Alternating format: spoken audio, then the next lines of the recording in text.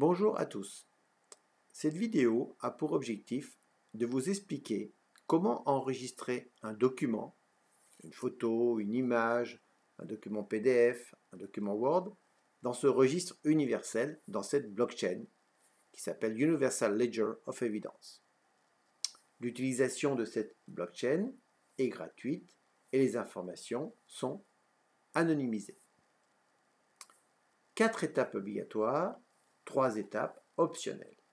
Première étape obligatoire, mettre votre adresse email. Attention, cette information n'est pas sauvegardée par nous et il ne sert qu'à vous envoyer des informations qui vous seront utiles plus tard pour vérifier la présence de votre document dans cet registre.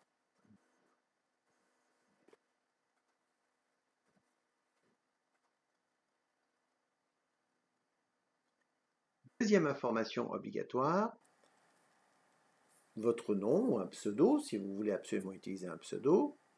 Cette information n'est pas en clair, bien sûr, dans le registre et vous sera envoyée par courrier électronique en retour.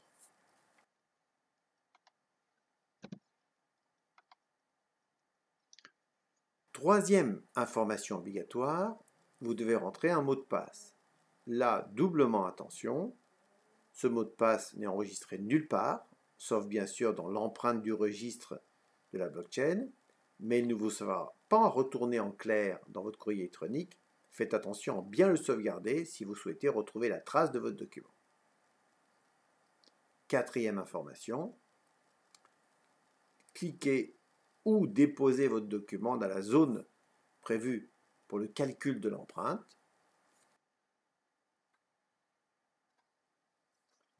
Laissez travailler votre navigateur. L'empreinte se calcule sur votre poste. Votre document n'est pas récupéré par notre serveur. On n'enregistre que l'empreinte du document en bas de votre page. On appelle ça un hash. 3 zones optionnelles. Si vous souhaitez que votre document dont on a enregistré l'empreinte soit quand même visible par les utilisateurs qui auront l'occasion de lire le registre, eh bien, vous pouvez mettre son adresse HTTP ou son adresse FTP. Si, pour des raisons de traçabilité, vous avez besoin d'un code particulier, attention, qui sera aussi en clair dans le registre. Je ne parle pas de l'empreinte de votre document, je parle d'un code qui pourrait identifier la traçabilité de ce document. Dans certains cas, c'est utile. Eh bien, vous le positionnez sur la zone numéro 6. Et si vous avez utilisé votre certificat, qui fait partie de la clé publique et de la clé privée, eh bien, si vous avez signé votre hash, votre empreinte, de façon à bien identifier que c'est bien vous qui avez déposé ce document et que vous en avez non seulement la preuve, mais que vous l'avez authentifié en signant votre hash, eh bien, vous pouvez soumettre le tout à validation.